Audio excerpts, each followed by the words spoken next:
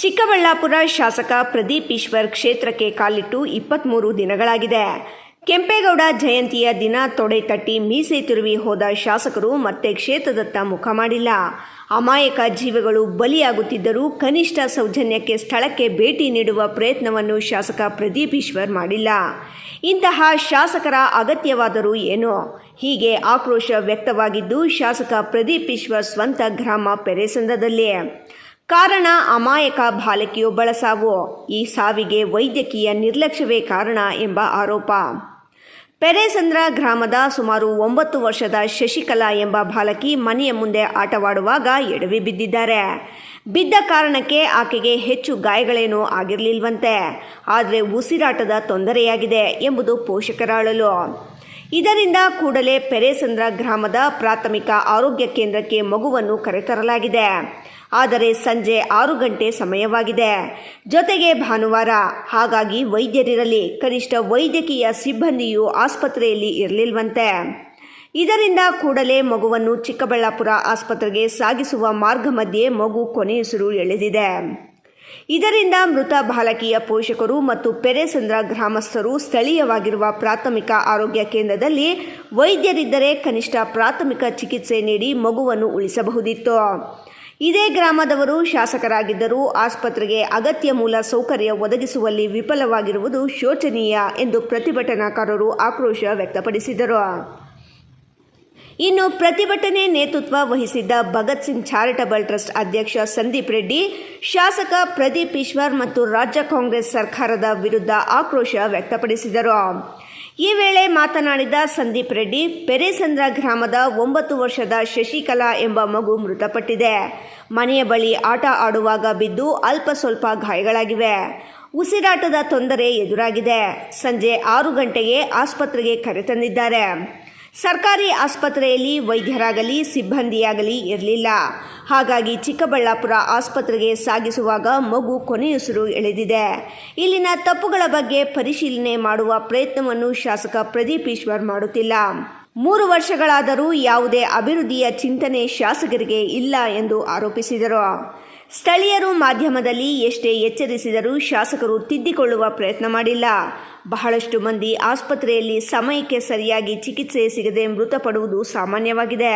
ಕಳೆದ ತಿಂಗಳ 27ರಂದು ಶಾಸಕರು ಕ್ಷೇತ್ರಕ್ಕೆ ಬಂದವರು ಮತ್ತೆ ಇತ್ತ ತಿರುಗಿಯೂ ನೋಡಿಲ್ಲ. ಅವರು ಕ್ಷೇತ್ರಕ್ಕೆ ಕಾಲಿಟ್ಟು 23 ದಿನಗಳಾಗಿದೆ. ಅಧಿಕಾರಿಗಳನ್ನು ಕಳುಹಿಸಿ ಮನವೊಲಿಸುವ ಕೆಲಸಕ್ಕೆ ಮುಂದಾಗಿದ್ದಾರೆ. ವೈದ್ಯಕೀಯ ಕಾಲೇಜು ಆರಂಭವಾಗಿ 4 ವರ್ಷಗಳಾದರೂ ಆಸ್ಪತ್ರೆ ಆರಂಭವಾಗಿಲ್ಲ. ಇಲ್ಲಿ ಆಸ್ಪತ್ರೆ ಇದ್ದಿದ್ದರೆ ಎಷ್ಟೋ ಜನರ ಜೀವ ಉಳಿಯುತ್ತಿತ್ತು. ಸರ್ಕಾರದ ವೈಫಲ್ಯ, ಶಾಸಕರ ವೈಫಲ್ಯ ಮುಖ್ಯಮಂತ್ರಿಗಳ ಗಮನಕ್ಕೆ ತರುವ ಯೋಗ್ಯತೆಯೂ ಶಾಸಕ ಪ್ರದೀಪ್ ಈಶ್ವರ್ ಅವರಿಗಿಲ್ಲ ಎಂದು ಅಸಮಾಧಾನ ವ್ಯಕ್ತಪಡಿಸಿದರು. ನಿನ್ನೆ ನಮ್ಮ ಪೆರೇಸಂದ್ರ ಗ್ರಾಮದ ಏನು ಶಶಿಕಲಾ ಅನ್ನೋ ಒಂದು ಹೆಣ್ಣು ಮಗು, ಚಿಕ್ಕ ಮಗು, 3ನೇ ಕ್ಲಾಸ್ ಮಗು, ಒಂದು 8-9 ವರ್ಷ ಇರ್ಬೋದು ಪಾಪ. ಮನೆ ಹತ್ರ ಆಟ ಆಡಬೇಕಾದ್ರೂ ಏನೋ ಆಗಿ ಅಕಸ್ಮಾತಾಗಿ ಬಿದ್ದಿದೆ. ತುಂಬ ಇಂಜುರಿ ಏನೂ ಆಗಿರಲಿಲ್ಲ. ಉಸಿರಲ್ಲಿ ಏನೋ ಸ್ವಲ್ಪ ತೊಂದರೆನೋ ಏನೋ ಆಗಿದೆ, ಉಸಿರಾಟದ ತೊಂದರೆನೋ ಆ ಥರದ್ದು ಏನೋ ಆಗಿದೆ ಪಾಪ ಮಗುಗೆ. ಇಮ್ಮಿಡಿಯೇಟು 6 ಗಂಟೆಗೆ ಇಲ್ಲಿ ನಮ್ಮ ಆಸ್ಪತ್ರೆಗೆ ತೊಗೊಂಬಂದಾರೆ, ಗೌರ್ಮೆಂಟ್ ಹಾಸ್ಪಿಟ್ಲಿಗೆ. ತೊಗೊಂಬಂದಾಗ ಅವ್ರಿಗೆ ಯಾರೂ ಇಲ್ಲಿ ಸಿಬ್ಬಂದಿ ಇರಲಿಲ್ಲ. 6 ಗಂಟೆಗೇನೋ ಹೊರಟೋಗಿದ್ರಂತೆ, ನೆನ್ನೆ ಭಾನುವಾರ ಬೇರೆ. ಅದ್ರ ನಂತರ ಅವ್ರು ಏನು ಮಾಡಿದ್ದಾರೆ, ಇಲ್ಲೆಲ್ಲೋ ಒಂದಷ್ಟು ಏನು ಚಿಕ್ಕಬಳ್ಳಾಪುರಕ್ಕೇನೋ ಕರ್ಕೊಂಡು ಹೋಗೋಕ್ಕೆ ಪ್ರಯತ್ನ ಪಟ್ಟಿದ್ದಾರೆ. ಮಾರ್ಗ ಮಧ್ಯದಲ್ಲಿ ಮಗು ತೀರ್ಕೊಂಡಿದೆ. ಏನು ದೊಡ್ಡ ಏನು ಹುಡುಗಿಗೆ ಇಂಜುರಿ ಆಗಿರಲ್ಲ. ಒಂದು ಕರೆಕ್ಟಾಗಿರೋವಂಥ ಒಂದು ಎಮರ್ಜೆನ್ಸಿ ಒಂದು ಟ್ರೀಟ್ಮೆಂಟ್ ಸಿಕ್ಕಿದ್ರೆ ಆ ಪ್ರೀಶಿಯಸ್ ಅವರ್ಸಲ್ಲಿ ಆ ಮಗು ಉಳ್ಕೊತಿತ್ತು. ಮತ್ತು ಇದೊಂದು ಮಗು ಕತೆ ಅಲ್ಲ, ಚಿಕ್ಕಬಳ್ಳಾಪುರದಲ್ಲಿ ಮತ್ತು ಪೆರೇಸಂದ್ರದಲ್ಲಿ ಮತ್ತು ಚಿಕ್ಕಬಳ್ಳಾಪುರದಲ್ಲಿ ಎಲ್ಲ ಕಡೆನೂ ಈ ರೀತಿ ಆಗ್ತಿದೆ. ಹಾಸ್ಪಿಟ್ಲುಗಳಂತೂ ಅಧ್ವಾನ ಆಗಿಬಿಟ್ಟಿದೆ. ಇದನ್ನು ನೋಡೋರು ಯಾರೂ ಇಲ್ಲ. ಪ್ರದೀಪ್ ಈಶ್ವರ್ ಅವರಿಗೆ ಒಂದು ಚೂರು ಕೂಡ ಜ್ಞಾನ ಇಲ್ಲ. ಇದನ್ನೆಲ್ಲ ಬಂದು ಅಡ್ರೆಸ್ ಮಾಡಬೇಕು, ಏನು ತಪ್ಪುಗಳಾಗ್ತಿದೆ ಏನಿಲ್ಲ ಅಂತ ನೋಡಬೇಕು. ಈಗ ಮೊನ್ನೆ ಬೈರತಿ ಸುರೇಶ್ ಅವ್ರು ಏನು ಮಾಡಿದ್ರು, ಹೋದರು ಆ ಬಸ್ಸುಗಳಲ್ಲೆಲ್ಲ ಓಡಾಡಿದ್ರು, ಏನು ತೊಂದರೆ ಆಗ್ತಿದೆ ಏನಂತ ಅರ್ಥ ಮಾಡ್ಕೊಳೋಕೆ ಪ್ರಯತ್ನ. ಯಾವುದೇ ಪಕ್ಷ ಆಗಿರಲಿ ಏನಾದರೂ ಆ ಥರ ಕೆಲಸ ಮಾಡಿದಾಗ ನೋಡೋಕ್ಕೂ ಖುಷಿ ಆಗುತ್ತೆ. ಹೌದಪ್ಪ ಏನೋ ಮಾಡ್ತಾರೆ. ಆ ಮನುಷ್ಯ ಇದುವರೆಗೂ 3.5 ವರ್ಷ ಆಗಿದೆ ಪ್ರದೀಪ್ ಈಶ್ವರ್. ಈ ರೀತಿ ಯಾವುದೇ ಆದಂಥ ಒಂದು ಇದು ಮಾಡಿಲ್ಲ. ಬೇಸಿಕ್ ನೀಡ್ ಇದು, ಏನು ಹಾಸ್ಪಿಟ್ಲ್ ಅನ್ನೋದು ಬೇಸಿಕ್ ನೀಡು. ಆ ಹಾಸ್ಪಿಟ್ಲಿಗೆ ಬಂದು ಅವರು ಸರಿಯಾಗಿ ನೋಡಿ ಸರಿ ಇದೆಯಾ ಇಲ್ವಾ ಇಲ್ಲಿ ವ್ಯವಸ್ಥೆ ಅನ್ನೋದನ್ನು ಕೂಡ ಯಾವತ್ತೂ ಗಮನಿಸಿಲ್ಲ. ಇದನ್ನು 10 ಬಾರಿ ಪಾಪ ನಮ್ಮ ಹುಡುಗರು ಅವರು ಇವರೆಲ್ಲ ವಿಡಿಯೋಗಳು ಮಾಡಿ ಅವರ ಅಸಹಾಯಕತೆಯನ್ನು ಹಾಸ್ಪಿಟ್ಲ್ ಸರಿ ಇಲ್ಲ, ಜನ ಸತ್ತೋಗ್ತಿದ್ದಾರೆ, ತೊಂದರೆ ಆಗ್ತಿದೆ ಅಂತೆಲ್ಲ ಹೇಳಿದ ಮೇಲೂ ಸಹ ಏನೂ ಅವರು ಒಂದು ಚೂರು ಕೂಡ ಅದ್ರ ಬಗ್ಗೆ ಕ್ರಮ ತಗೊಂಡಿಲ್ಲ. ಇವತ್ತು ನಮ್ಗೆ ಕಾಣ್ತಿರೋದಕ್ಕೆ ಇವತ್ತು ಗೊತ್ತಾಗ್ತಿದೆ ಅಷ್ಟೇ. ಎಷ್ಟೋ ಜನ ಅಸಹಾಯಕರು ಈ ಥರ ಮೀಡಿಯಾ ಮುಂದೆ ಬಂದಿಲ್ಲ, ಏನೂ ಇಲ್ಲ. ತುಂಬ ಜನ ಪ್ರಾಣಗಳು ಕಳ್ಕೊಂಡಿದ್ದಾರೆ, ತುಂಬ ಜನರ ಕುಟುಂಬಗಳು ಅನಾಥ ಆಗಿದೆ, ತುಂಬ ಜನ ಹೆಣ್ಮಕ್ಳು ವಿಧವೆಯರಾಗಿದ್ದಾರೆ, ತುಂಬ ಜನ ತಾಯಂದರು ಮಕ್ಕಳನ್ನ ಕಳ್ಕೊಂಡಿದ್ದಾರೆ. ಈ ರೀತಿಯಾದಂಥ ವ್ಯವಸ್ಥೆ ಏನು ಒಂದು ಅರಾಜಕತೆ ಏರ್ಪಟ್ಟಿದೆ ಇವತ್ತು ಚಿಕ್ಕಬಳ್ಳಾಪುರದಲ್ಲಿ. ಎಲ್ಲೂ ಒಂದು ಅಭಿವೃದ್ಧಿ ಅನ್ನೋದೇ ಗೊತ್ತಿಲ್ಲ. ಯಾವತ್ತೋ ಬರ್ತಾರೆ, ಯಾವುದೋ ಜಾತಿ ಮಧ್ಯದ ಕಲಹ ಉಂಟಾಕೋದಕ್ಕೋ ಇನ್ನೊಂದಕ್ಕೋ ಏನೋ ಬಂದು ನೋಡಿ 27ನೇ ತಾರೀಕು ಬಂದಿರೋ ಮನುಷ್ಯ ಇವತ್ತು 20ನೇ ತಾರೀಕು 23 ದಿವಸ ಆಗಿದೆ. ಎಷ್ಟು ನಾವು ದಿನಕ್ಕೆ 2 ಸಲ, ನಾನು ಬೆಂಗಳೂರಲ್ಲೇ ಇದ್ದರೂ ಸಹ ದಿನಕ್ಕೆ 2 ಸಲ ಬರೋ ಅಂಥ ಬರ್ತೀವಿ. ಬೇರೆ ಎಲ್ಲರೂ ಬಂದು ಹೋಗ್ತಿರ್ತಾರೆ. ಇವರು 23 ದಿವಸ ಆದರೂ ಇದೇ ಬಂದಿಲ್ಲ. ಇದು ಇವತ್ತೊಂದಲ್ಲ, ಪ್ರತಿ ಸಲನೂ ಹಂಗೆ 45 ದಿವಸ 2 ತಿಂಗಳು 3 ತಿಂಗಳು ಬರೋದೇ ಇಲ್ಲ ಮನುಷ್ಯ. ಇಂಥ ಪ್ರತಿನಿಧಿಗಳು, ಜನಪ್ರತಿನಿಧಿಗಳು ಏನು ಮಾಡೋಕ್ಕೆ ಸಾಧ್ಯ? ಏನು ಪ್ರಜಾಪ್ರಭುತ್ವ ವ್ಯವಸ್ಥೆಯಲ್ಲಿ ಇಂಥವರೆಲ್ಲ ಯಾಕಿರಬೇಕು?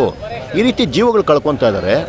ಪಾಪ ಆ ಮಗು ಇವತ್ತು ಸತ್ತೋಗಿದೆ, ದಲಿತ ಕುಟುಂಬ, ಬಡ ಕುಟುಂಬ, ಅವ್ರಿಗೊಂದು ಸಾಂತ್ವನ ಹೇಳೋ ಅಂಥ ಕೆಲಸ ಕೂಡ ಇವ್ರು ಯಾರೂ ಮಾಡಿಲ್ಲ.